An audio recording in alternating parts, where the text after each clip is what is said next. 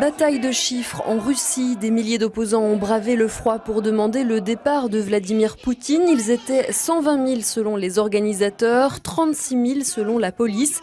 C'est la troisième manifestation de ce type depuis les législatives contestées du 4 décembre. À un mois de la présidentielle, le camp du Premier ministre a voulu lui aussi faire une démonstration de force. 140 militants se seraient réunis d'après la police. Des chiffres gonflés selon les observateurs. La Russie, justement, qui a bloqué le vote d'un projet de résolution condamnant la répression en Syrie ce samedi à l'ONU. Veto également de la Chine. Les Nations Unies sont à nouveau dans l'impasse, alors même qu'à Homs, des centaines de familles pleurent leur mort après une nuit sanglante marquée par des bombardements.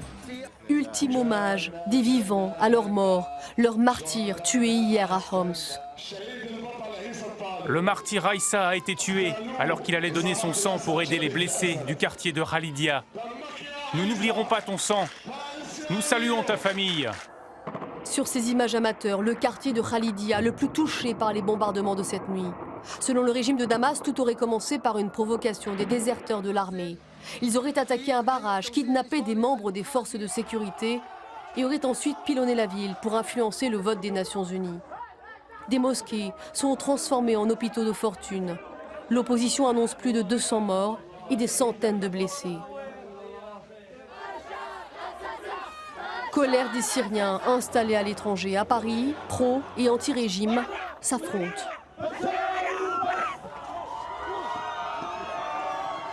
Le peuple syrien, c'est derrière M. Al-Assad. On choisit que Al-Assad comme président. Nous espérons que les déserteurs, l'armée syrienne libre, protégeront les civils contre le régime criminel d'Al-Assad. Un peuple divisé, prêt à s'entretuer. En Syrie, la guerre civile s'installe. À nouveau, le Conseil de sécurité des Nations Unies n'a pas réussi à faire voter une résolution jugée trop déséquilibrée par la Russie et la Chine qui ont opposé leur veto.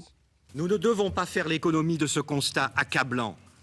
2 membres permanents du Conseil de sécurité font une obstruction systématique à toute action du Conseil de sécurité.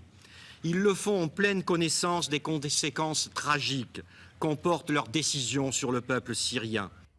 Face à ce nouveau veto, la secrétaire d'État américaine appelle le Conseil de sécurité à agir avec force vis-à-vis de la Syrie. Hillary Clinton n'a pas précisé ce qu'elle entendait par là. On revient en France pour parler politique avec ce coup de projecteur sur la protection des candidats à la présidentielle. Depuis l'enfarinage de François Hollande mercredi, le dispositif de sécurité autour du leader socialiste a été renforcé. 4 autres candidats sont également accompagnés par des policiers. Un policier devant, un derrière. Il n'est que candidat, mais désormais 14 fonctionnaires du SPHP, le service de protection des hautes personnalités, se relaient autour de lui, en permanence, où qu'il soit, même en plein meeting. Dans la salle, c'est le service d'ordre du parti qui assure. En coulisses, ce sont les policiers. Sans cesse, ils scrutent et se parlent dans l'oreillette, observent chaque geste incongru, chaque mouvement un peu brusque. Ce dispositif était sur le point de se mettre en place quand mercredi, une femme a surgi sur la tribune, à quelques mètres du candidat. Heureusement, ce n'était que de la farine. Le geste fatal d'un déséquilibré, c'est l'angoisse d'un service de protection. Et pourtant... La protection idéale, ça serait évidemment de mettre quelqu'un sous cloche, avec un gilet pare-balles, un casque, et il ne bouge plus. Voilà, ou dans une papa mobile. Ça va complètement à l'encontre d'une campagne pour des élections. Une personnalité ne voudra jamais être sous cloche. En ce moment, 25 policiers assurent la sécurité rapprochée de 5 candidats à l'Élysée. Dominique de Villepin, Eva Joly, Marine Le Pen, François Bayrou et François Hollande.